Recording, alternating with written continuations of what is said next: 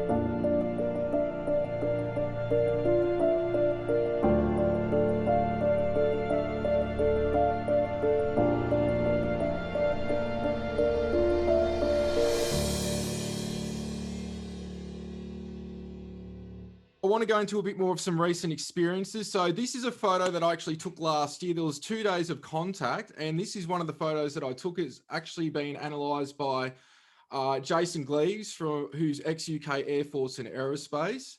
This is up near Mount Buffalo in the cabin that I had at the time. This is a close-up of the imagery.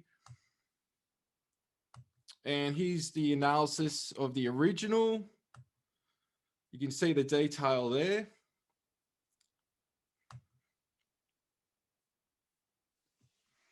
And this is one of the other photos as well. This is actually from the second day of contact. And I'll be going a bit more into this in a feature film coming out soon called Multidimensional. So here's a close-up of the disc. The original. And this is one of the Elohim craft. You can see there from September 2020. I won't show the whole thing, but you can see it's just a beautiful aqua blue energy. So just a conscious craft. And here's something that I actually caught within the cabin. So this is straight up what you see. And this is an analysation by Jason Gleaves as well.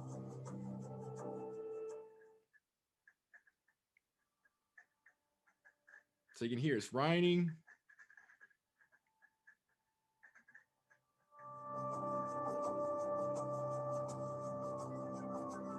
Pretty much goes straight into the fridge and just dissolves.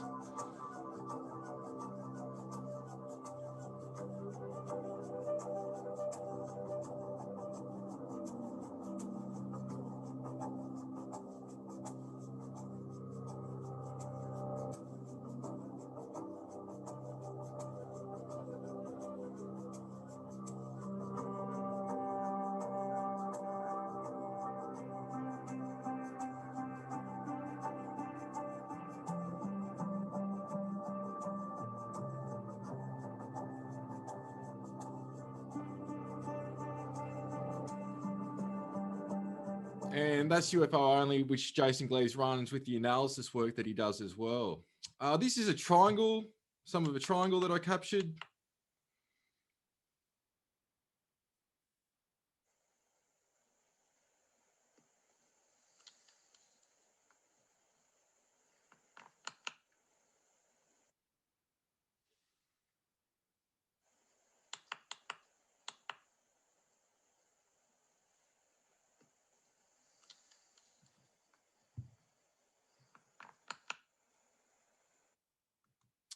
And this is actually a photo I took near Mount Buffalo as well. So over many years of doing the investigation work, what I could say is that I came to find that a lot of people that thought they were having, we could say, ghosts or haunting activity were actually having contact with extraterrestrials or transdimensional beings.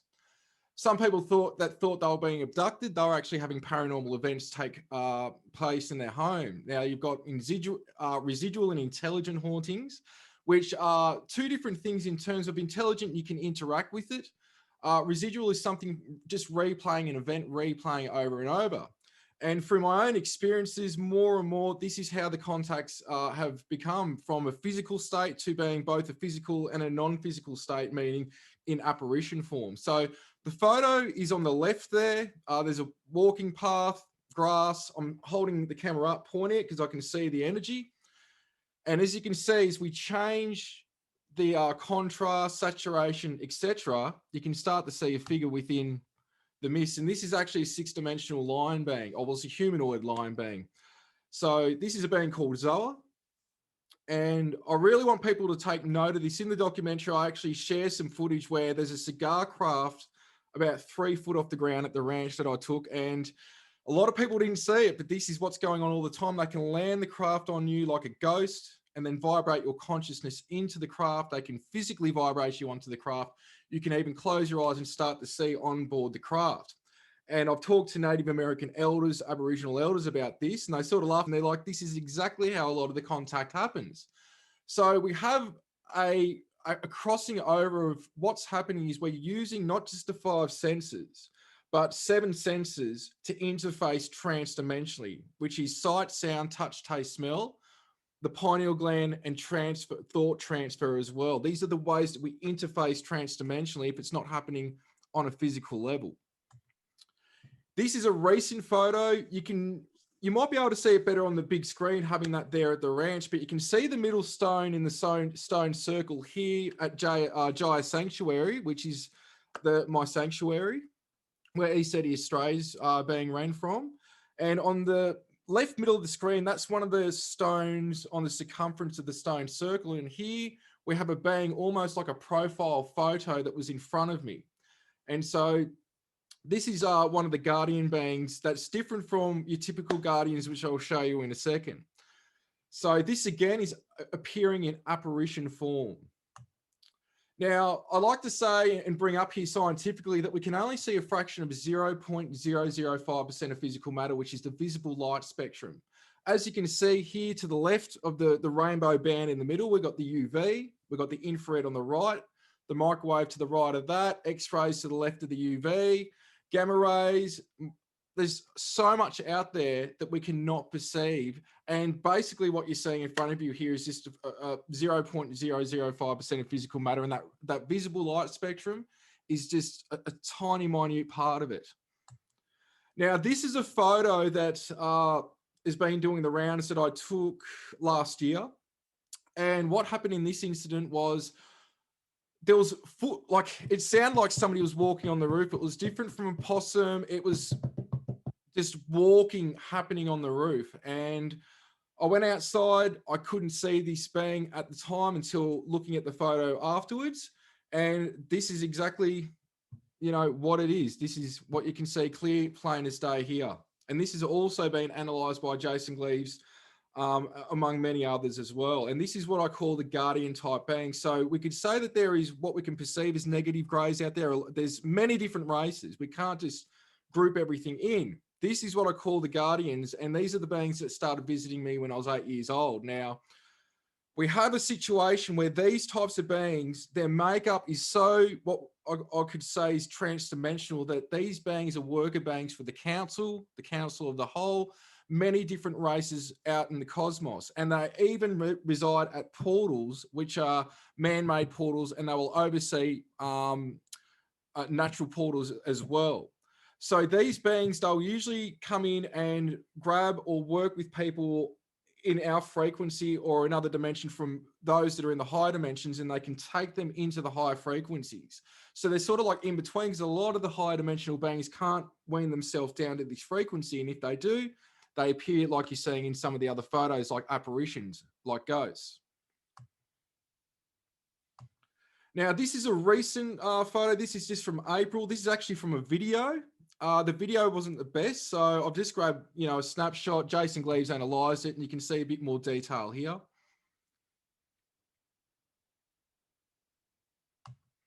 And as I was talking about Jaya Sanctuary, this is just a little quick compilation video of the sanctuary and where ECETI Australia is based from as well.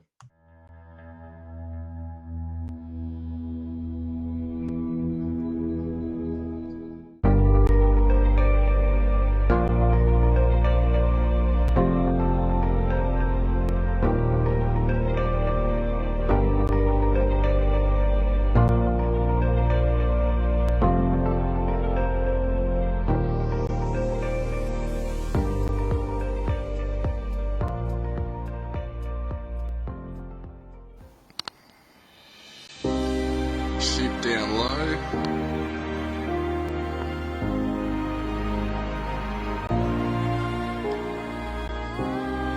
Yep, there we go. Let's see if it gives us power up or something. That's massive. I just turned around, man, it turned on. Yeah. Power up. There, sweet. There's two of them.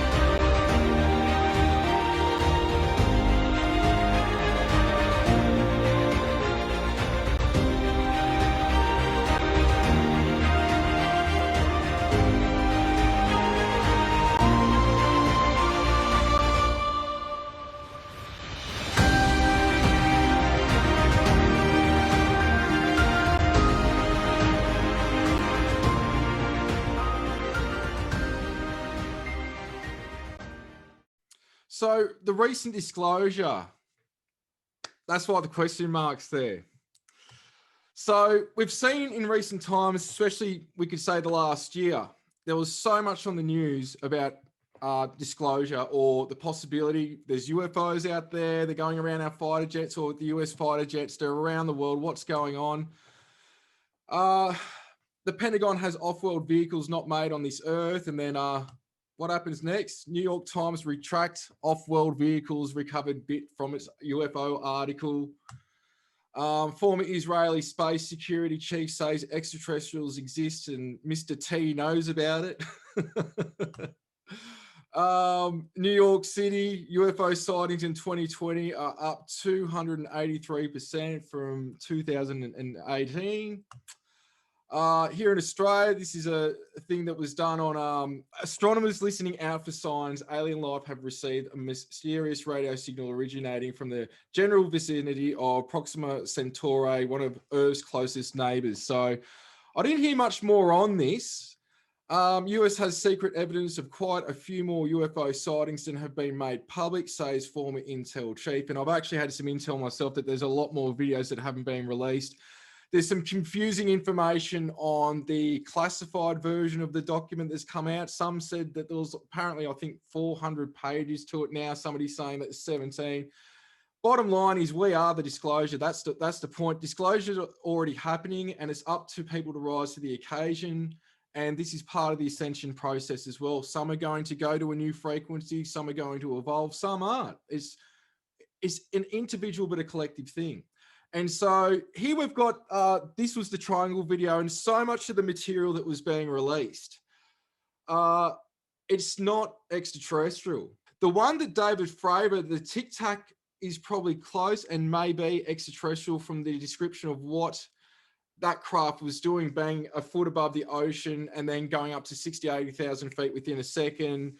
Appearing ahead of time at his destination where he was flying. That's the sort of stuff that you'll get with extraterrestrial vehicles, and also that ping pong in a cup look, how they're vibrating.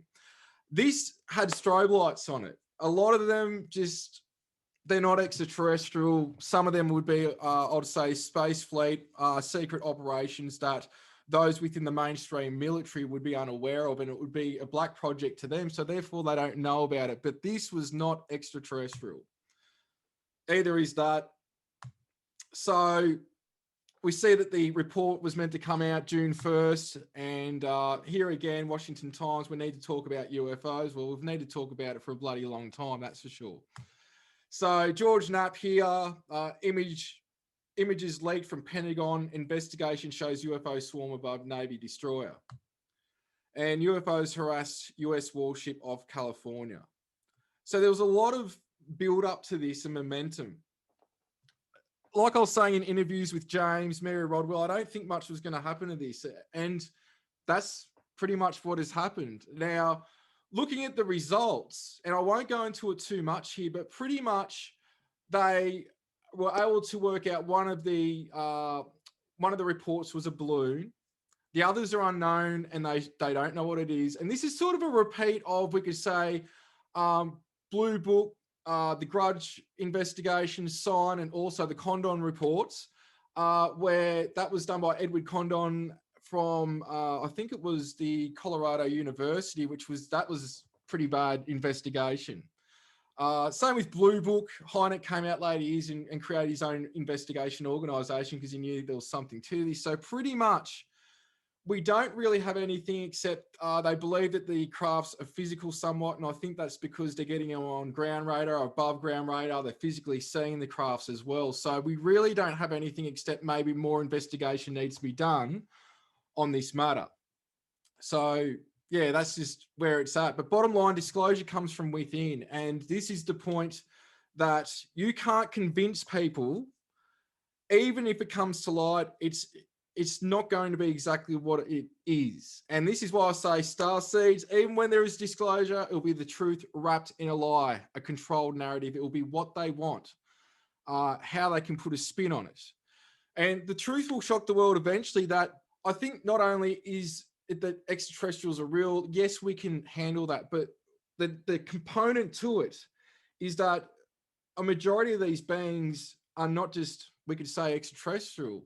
They're multidimensional beings that can be living right beside us, inside the Earth in another frequency, from another galaxy, and or, like I say, extraterrestrials are the bottom 5% of what's out there consciously. Now, they might be more evolved than us, and I really don't see that in terms of, it's a process. Yes, they may have exotic technologies, they're more enlightened at a state, but at the end, we have the opportunity to reach the same enlightenment. We're all cell of the same consciousness that encompasses all consciousness. And this is the point that, yes, maybe tell the public that extraterrestrials are real if that ever happens, which eventually it will. But how can one perceive, if they're not open to extraterrestrials in general, how can they perceive the multidimensional aspect of our reality and how these things can pop in and out, do what they want? They can be right beside you. Unless you're sensitive, you won't even know that they're in your presence. They could be 3 foot away from you or right next to you, and most people can't pick up on it unless they are in tune. Now, we are in the Ascension process, and part of what I'd like to talk about now that can explain, James has gone on about this a lot. This is going, it goes in depth in the Shiji material as well. But what's happening is the middle of each galaxy is what I could say is like a point to where energies, and they say a black hole, but basically energetically overlaying everything, there is an energetic, we could say, portals of energy coming directly in from source. And source itself, God, source, creator, the way I like to describe it is, it's a consciousness, an awareness, and it has its own cycle and its own development. And what's happening is, if we look at the universe, and we've seen this in other imagery before, I should have included it, the universe looks like, we could say, the pathways in the human brain. Now, with that said, the energy comes in from galactic center, and it will make more sense as I go along here. And I want to go into this just quickly. What is a solar flare? This is from Wiki. It's just a brief, we could say, just layman's way to go about it. But a solar flare is a sudden flash of increased brightness on the sun, usually observed near its surface and in close proximity to a sunspot group. Powerful flares are often, but not always, accompanied by a coronal mass ejection. And here we go. What is a CME? A coronal mass ejection is a significant release of plasma and accompanying magnetic field from the solar corona. They often follow solar flares and are normally present during a solar prominence eruption. The plasma is released into the solar wind and can be observed in coronagraph imagery. Now, there's a reason why this is coming up. This is actually from the 13th, just a couple of days ago, right? I just posted this, and this is from spaceweather.com. I can't see properly on the screen because I can see Robert and me on the right-hand side. So what this is basically saying, but is that on the 13th, there was an explosion on the far side of the sun, so powerful, and I can't see how powerful we could feel it here on Earth. I think that might be what it says because it's being blocked out. It happened on July 13th. The debris emerged in a circular cloud known as a halo CME. Now, this is important. I'm going to connect the dots here. But dense solar wind sparks geomagnetic unrest. A dense and strongly magnetized stream of solar wind enveloped Earth for a few hours on July 14th. This is just a couple of days ago, unsettling our planet's magnetic field. Now, we talk about a chain reaction when the sun is doing what it's doing. Now, I can't prove this, but what's happening is the energy in the middle of the galaxy affects all stars, which is suns. Stars and suns are the same thing. All right, what happens next? Ooh, this is around the same time. The Schumann resonance. Oh, this is from the Russian space observing system. We've got a bit of activity going here. And I'm going to sort of tie in some evidence why we've got some emotional stuff going on, purging, some of, we could say, geopolitical uprisings. Things like this happen when these sorts of things happen. And it's been happening for eons. So there's these cycles that go on. But look at the Schumann resonance where the white is. It's just going absolutely ballistic, and it ties in with the time of the CME. Also, what do we have at the same time? We've got, now they're not massive earthquakes, but 5.3, 5.2, we're in the fives, there's 5.8 just after. And here we can see there was a stronger than usual explosion occurred yesterday afternoon at the volcano. So this is a volcano in Italy, and we can see the red marks here where there are active volcanoes at the moment. There's a chain reaction. Earth is going through its ascension process. Where we are within the galaxy, there is energetic changes going on. We actually become more psychic. We become more sensitive. This is a process, an evolutionary process that we're going through in this cycle. We had it with Atlantis and Lemuria. We had it with the Lyrians before that, up to and including the Elohim, which were the first beings that manifested from the light blueprint in the physical reality. And if anybody that wants to sort of know more about that material, go on YouTube and watch last year's presentation. It's the ECETI presentation I did on the Peter Maxwell Slattery YouTube channel that goes very in depth. So hurricane, now I think this is just a category 2, not too hardcore, still a hurricane. We get these chain reactions of events each and every time. So we've got tornadoes happening in Canada straight away. And here we are, we've got massive rainfall and floods at the moment, I think in Germany and Denmark. Another example going back a little bit more. So this is just a quick example saying, all right, well, this is just once off. He's just thrown everything together. Well, just quickly, I want to go into this. Here's March 1st, 2021 geomagnetic storm. And it says here, did you know March is the most geomagnetically active month of the year?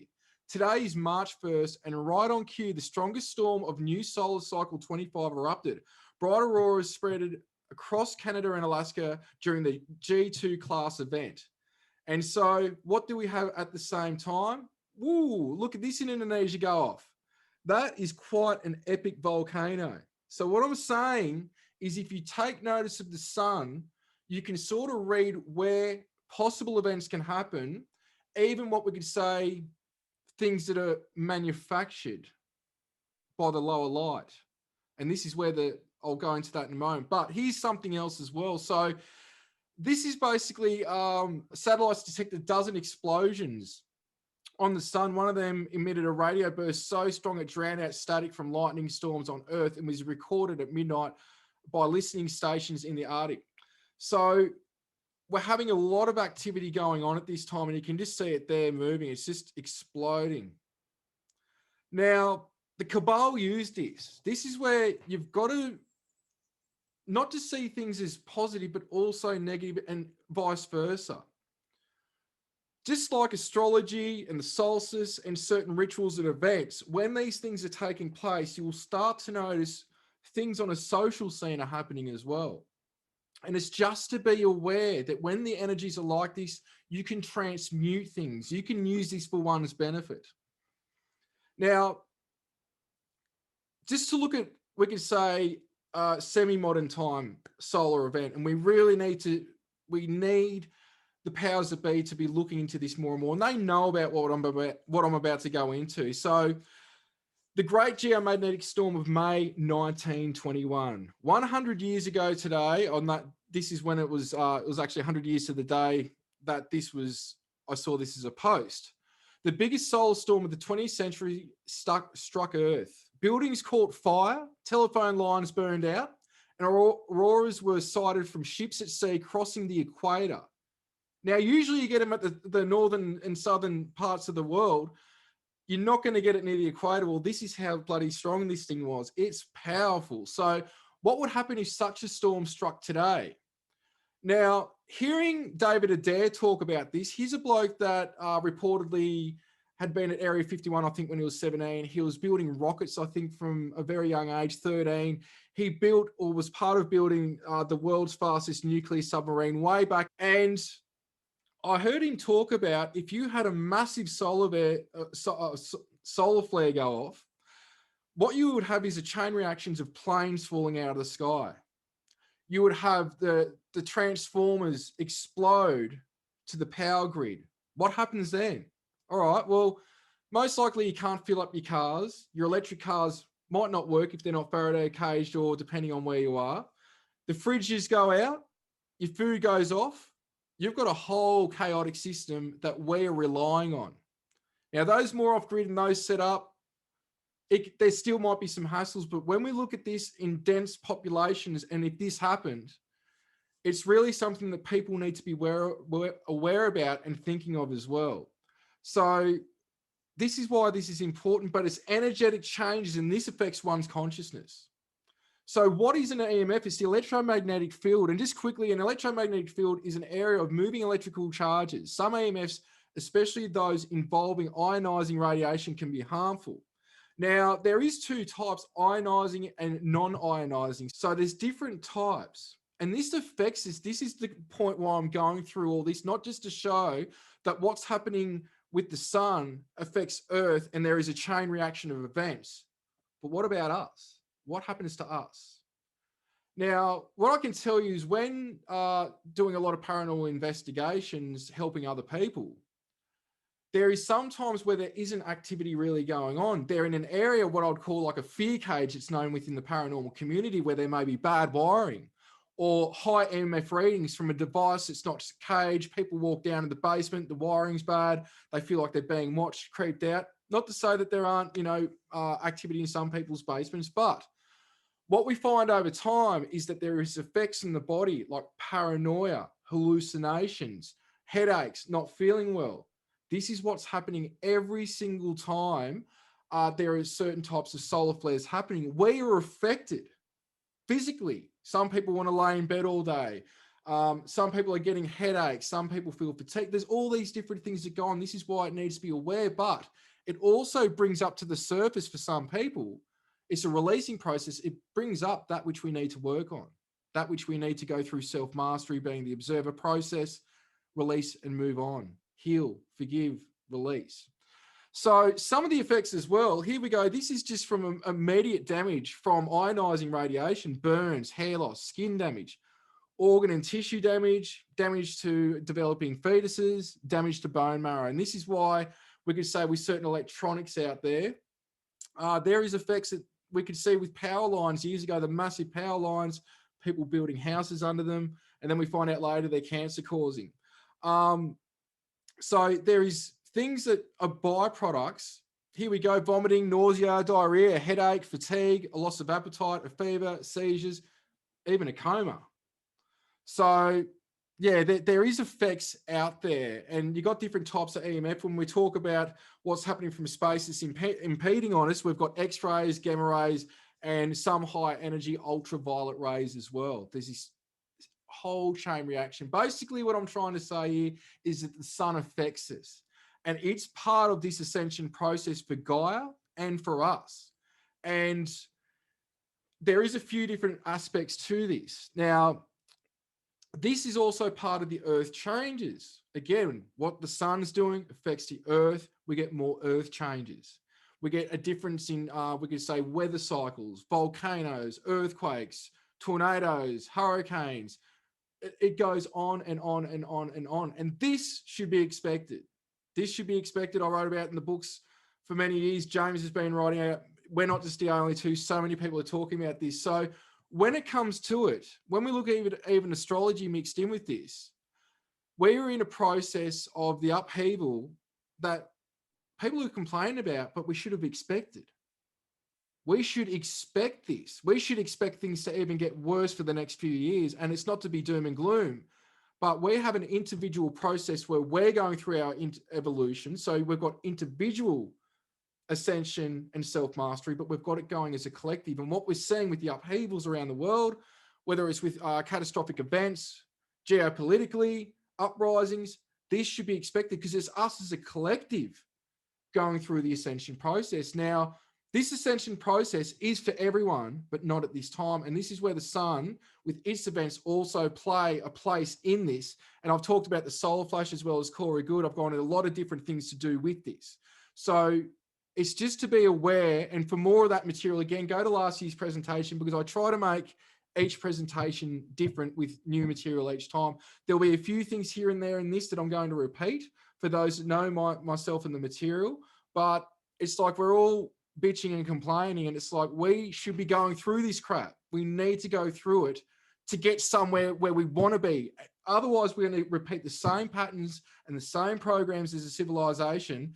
And when it comes down to it, and I'll be elaborating on this very soon, we're on a war on thought, on consciousness, and I'll go into that a bit more. So we can see recently there's been a lot of volcanic activity.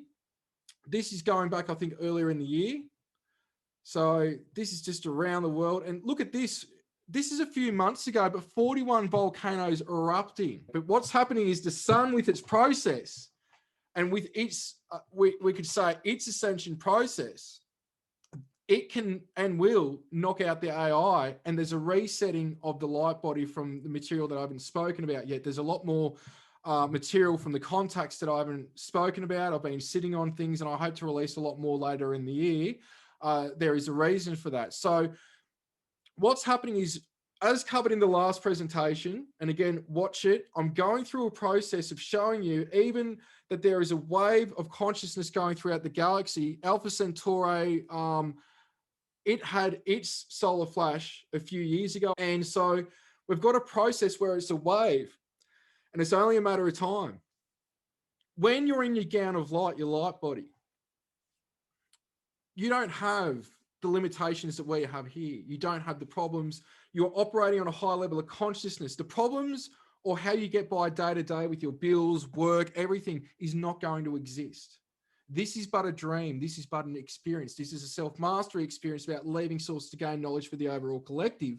And eventually we divide off from this universe and create our own universe. This is where I talk about, imagine your consciousness as a cell. And when I say that now, imagine that your body's God, and the cells that make up the human body, they're the souls of the greater intelligence. That's what we are to God. We are a cell of God's body. And when the time is right, we can go into self-mastery status to where we can be of service to others as a trans-dimensional being, or we can even create our own universe. So a lot of the material that I'm talking about are in the best-selling books, the Book of Shiji 1, or the Book of Shiji, the Book of Shiji 2, and the Book of Shiji 3. So in the Shiji material, and we're going to link this up a little bit more, when you drive on your roads and walk the paths across the world, they link up to everything, and the energy goes into the obelisks you see around your populace in plain sight. The tops of towers, skyscrapers, churches, the food courts in your malls and shopping centers are all doing the same thing, taking human emotional energy and sending it into the atmosphere to feed the artificial intelligence grid. Now, I hate to repeat myself over and over, but this is meaning over the years and years that I've been doing conferences and talks and everything else. But for those that are new to the material, our higher self is the Elohim. Now, there are fallen Elohim, and there are different variations of Elohim that are worker beings for source within God's body. Now, this is where I say extraterrestrials are down here. You can go on a 13th dimensional being, 9th dimensional being. It doesn't matter. In the end, we're all connected to source, and we're all living our lives at the exact same time. There is no reincarnation. Reincarnation is a linear concept to understand what I'm about to tell you, which is we're living all our lives at exactly the same time. So if you imagine your cell of source, which is your higher self, the Elohim, now these beings appear predominantly to me as liquid light blue light beings. And they can project from an orb form and manifest into a humanoid form. There's different variations of them as well. Now, from that Elohim state, everything goes fractal, and this is where you're living all your lives at the same time. One of those lives can actually create another Godhead and go fractal again. This is where it gets convoluted and the material is very deep. Now, why I bring this up is there was fallen Elohim that didn't want to go back to Source's state. They wanted to stay outside of Source's state. So they created trans-dimensional devices, which is a grid network, which is basically the artificial intelligence that puts out a frequency not only to make it so these beings cannot be seen, but to harvest the energy to keep them in existence, because they need lower dense energy to stay in existence, or else they will go back to source, and eventually they will. And this is part of their ascension process too. In a convoluted way, the lower light, the Archon Draconian network, it has an effect to where it raises our consciousness to the point where I don't want to feel like this. I don't want to be dealing with psychic attacks. I don't want to be dealing with lower energies. And people start to do the self-mastery and they raise their frequency to where these energies can no longer reach them. This is a part of it, self-mastery. This is where we're going. Now, when we talk about this here, let's just look at something, and this is where I connected the dots with Michael Tellinger's work, who I've met before. I know through James, and I met him personally. And I had an aha moment a few years ago when the first time I met him was in Melbourne here in Australia when he did a presentation. And I almost fell off my chair because what Shiji was telling me, he was showing me, and the next few slides are actually from his presentations. So look at this. We've got a pyramid on the left. And this is like the difference between, I think, what is it? Macro processors and circuits. So look at this. Look at the buildings around, we could say, the pyramid, and then look at the circuit chip on the right. Look at this one.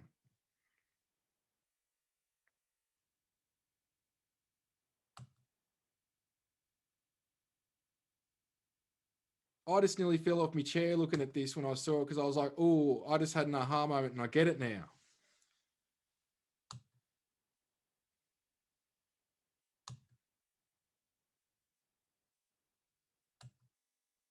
This is a really good one. Look how close this is. Look at the resemblance on both sides. Like, this is absolutely crazy. So there was an aha moment, and you can see why. Now look at our cities. This is what I'm saying. I believe a lot of these ancient civilizations, there's also Elohim grids, which are, we could say, crystalline high dimensional energies. And what's going on is that there is these crystal light cities as well. I'll do a lot more material on that, because there are some that exist here on Earth right beside us. They're in certain mountain areas, in certain ancient sites. And they're operating on a different system. But this is sort of like what we could say, the ancient civilizations. This was their systems. Now, some of them you can walk into the pyramids and you can bilocate, sometimes astrally, let alone physically, to other places, other star systems. Also, the healing devices, energy devices, like there's so many different applications. People try to pin box it into one thing. The thing that it comes down to is that you're not going to understand things unless you're at the level of consciousness to understand it. It doesn't mean that you're not smart or you're not on the spiritual path, but the revelations come, and we need to be at that place as a collective to start working these devices again. It's not going to happen otherwise. It's just not going to happen. It's like these civilizations that are very advanced. They got weaponry that could destroy everything, but because of their level of consciousness, they'll never do that. This is where people say, Pete, we'll never get rid of rape, murder. hang on a minute, if we had a high level of consciousness, that thing wouldn't come, those thoughts of doing those things would not come into one's consciousness. So it all comes down to having a higher level of consciousness. Now, look at our cities in terms of this. How similar is it when we go back? It looks like you're looking down on a city here. So what's happening is all the energy from all these places is part of an energy grid network that has a light blueprint to it. So I'll say this, and I'll just check the time. I'll try to wrap this up soon. So the way I can describe this is everything is consciousness and awareness, which goes into a vibratorial state, which is sound. Sound creates light, light creates physical matter. Even a light being to me isn't purely ascended, even if it's in a vibratorial state. You are ascended when you surpass all that.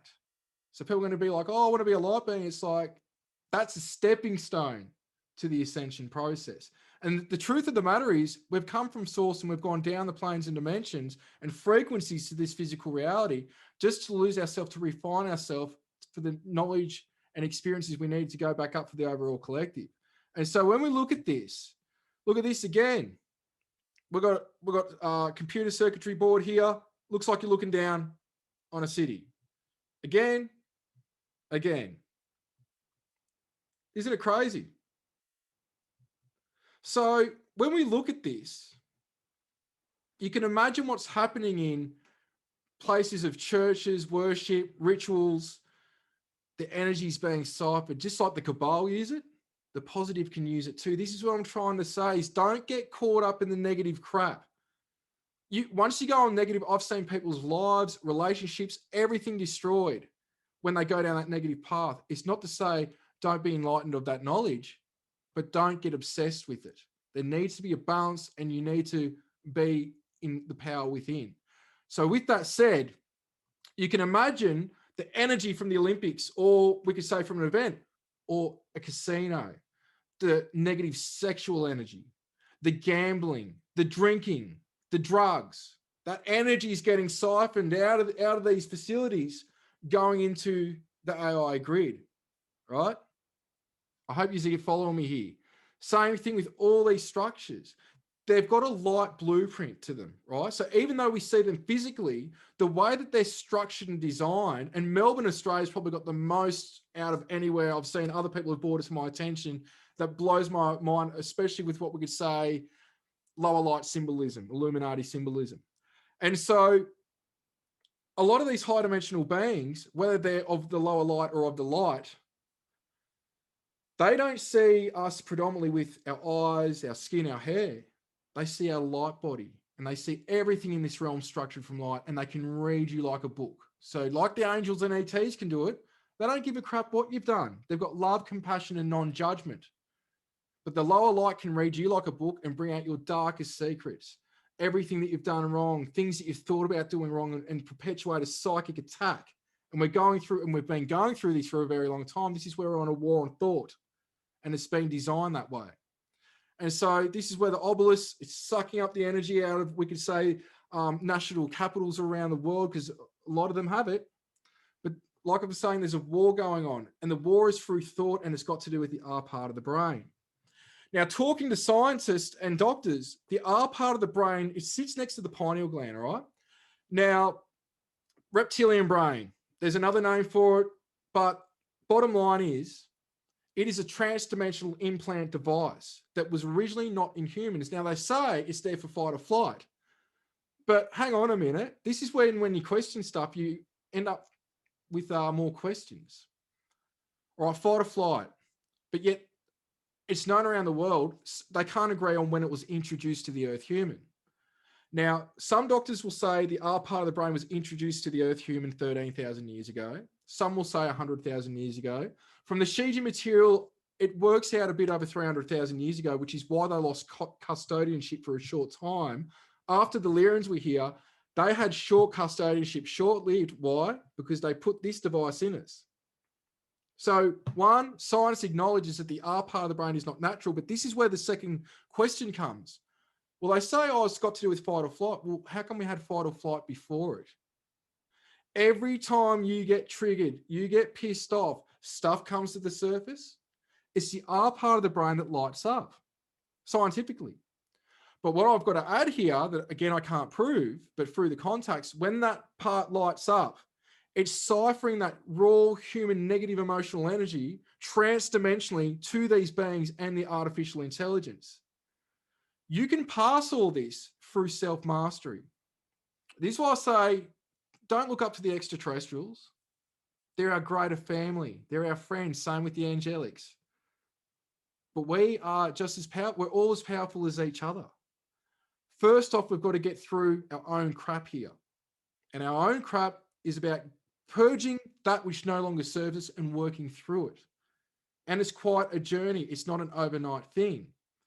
Now, what happens is the more that you become an observer of these thoughts, these ideas, the traumas, wrong conclusions, judgments, and you can start to not react but be the observer, you can shift and start creating new neuron pathways scientifically. Look at Joe Dispenza's work and many other people's work on this.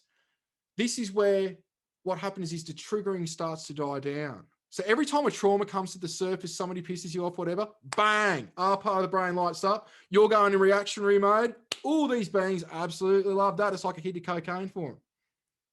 That's got to stop. You start to get triggered. Ooh, why is this upsetting me? What is it? What's the core issue? And so the flip side, like I was saying before, the negative, when you don't want to be acting like a negative person or in a negative way, what does it do? Well, I don't want to do that. Ooh, what's the flip side? I want to be positive. I want to work through this crap. We're going through this change. There's a change going on. And so we need to come together. These times should be expected. It's what we're here for. We're here to hold space for the collective. This is what's meant to be happening individually and as a collective. And I've pretty much already explained a lot of this. So to override all this, love is the key. And star seeds, I know a lot of you are like, I want to go home, pick me up. The star family's like, mission not done yet, guys. You're not done yet. We've got more to go. So start lapping it up and just suck it in. So I'm not sure how much time we've got because we didn't start. I've probably got a few more minutes I can go through this. Well, the Maharishi effect, well, that's where 1960, Maharishi Yogi predicted that 1% of a population practicing the transcendental meditation technique would produce measurable improvements in the quality of life for the whole population. This phenomenon was first noticed in 1974 and reported in a paper published in 1976. Here, the finding was that when 1% of a community practices transcendental meditation program, the crime rate was reduced by 16% on average. At this time, the phenomenon was named the Maharishi effect. There we go. So, during 2007, when the size of a group of advanced TM city program participants exceeded the threshold prediction to reduce negative trends, there was a significant shift in the US national homicide rate and urban crime, violent crime. Relative to the baseline period of 2002 to 2006, the drop in homicide rate was 21.2% and 18.5% for violent crime. It's where everything's got to do with consciousness. Examples of how our thoughts affect reality. Well, Dr. Emoto's work, you write love on a piece of paper with the ice crystal on it, you get beautiful geometry. You write something negative, it's all chipped and there's not a beautiful geometric form to it. So thoughts affect geometry and those thoughts affect our body, right? Imagine drinking water that's positive like that. Imagine having positive thoughts, what it does to the body. Look at this here. Love on the left, nothing in the middle, hate on the right. Hate is moldy. In the middle, it's starting to get mold. Love, it's only got the tiniest bit in it. So our thoughts affect everything. So there's a lot to this and a lot more than what most can perceive at this time.